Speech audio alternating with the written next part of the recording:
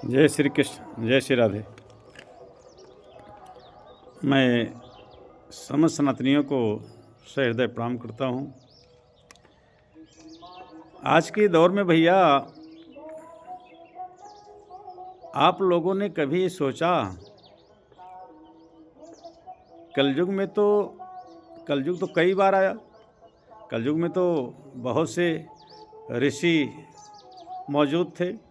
वही ऋषि आज भी हैं, वही ऋषि सतयुग में होंगे, वही ऋषि त्रेता में थे। ऋषि तो कभी नहीं मरे, ऋषियों का नाम तो कभी नहीं मिटा। ऋषि क्यों नहीं प्रताड़ित हुए कलयुग से? क्यों?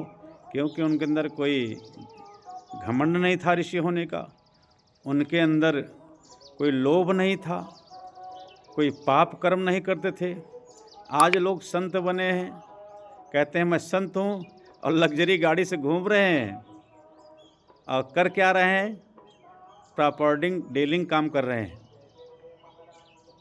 प्रॉपर्टी जो है खरीद रहे हैं, प्रॉपर्टी जो है बेच रहे हैं, और बने क्या है? संत हैं। लिखते हैं कि मैं संत हूँ 1008, लेकिन कर्म क्या है उनका? उनका कर्म है प्रॉपर्टी खरीदना, प्रॉपर्टी बेचना। ये बताओ कि किसी संत को प्रॉपर्टी की क्या आवश्यकता है? संत तो निर्लेप होता है, संत के लिए कोई आवश्यकता है नहीं किसी वस्तु की, किसी प्रॉपर्टी की। तो उसे कलेक्शन की क्या आवश्यकता है? संत तो अकेला विचरण करता है, भगवत भजन करता है। लेकिन नहीं, इतने अंधे हो गए हैं हमारे भारत के लोग कि कोई अगर लग्जरी गाड़ी से उतरे और कह दे कि मैं संत हूँ, बोर्ड टांग दे, तो लोग कहेंगे हाँ संत जी हैं। हजारों लोग साष्टांग प्रणाम करेंगे। सोचने की मात्रा, सोचने की बुद्धि बिल्कुल भ्रष्ट हो गई है। धन्य पढ़े लिखे लोगों, तुम डिग्री कैसे प्राप्त कर लिए?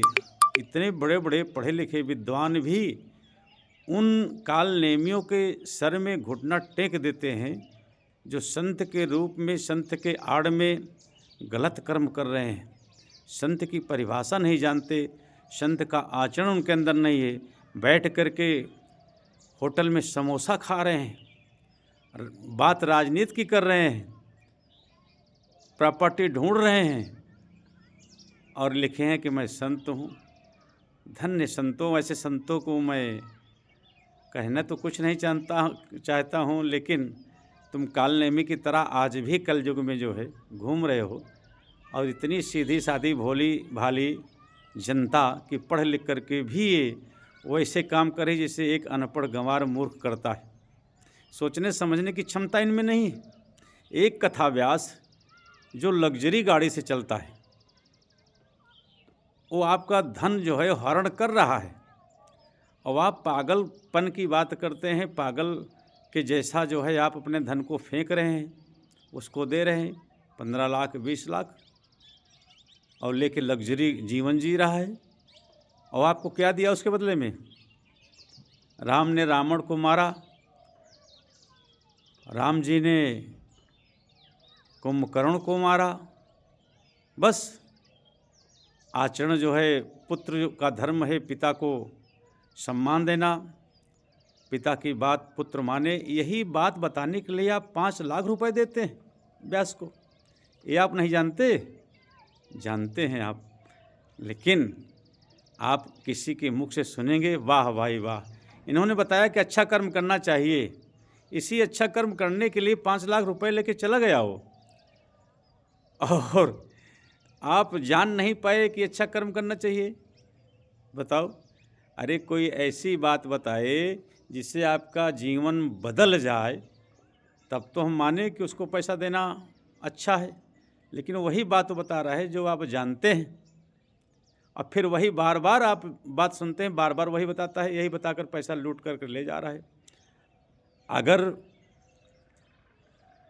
यदि श्री सुखदेव महाराज चाहते तो राजा परीक्षित से बहुत धन इकट्ठा कर लेते, ले लेते, कई राज लिख देते राजा परीक्षित, लेकिन उद्धार कभी ना होता, भगवान की कथा प्रचलित कभी ना होती।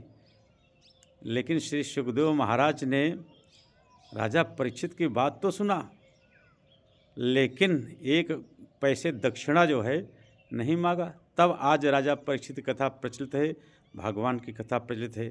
इसी तरीके से, इसी तरह यदि लुटेरों की बाजार चलती रही तो बहुत जल्द सनातन से लोगों का विश्वास समाप्त हो जाएगा, क्योंकि तंत्र मंत्र में वो ताकत क्षीण हो जाएगी, तंत्र मंत्रों में ताकत होगी नहीं, और जो भी ताकत तंत्र मंत्रों में है वह निर्लेप निष्काम व्यास, निष्काम ऋषि के द्वारा ही जीवित है। जिस दिन इस पृथ्वी से संत महात्मा जो वास्तव में जीवन जी रहे हैं, संत का जंगल में भ्रमण कर रहे हैं, दुनियादारी से कोई मतलब नहीं, जिस दिन वो नहीं रहेंगे उस दिन एक खाने वाले व्यास और गाने वाले, बजाने वाले, 5 लाख लेने वाले, ये सब तिरण की तरह बह जाएंगे, समुद्र जो है उफान मारेगा।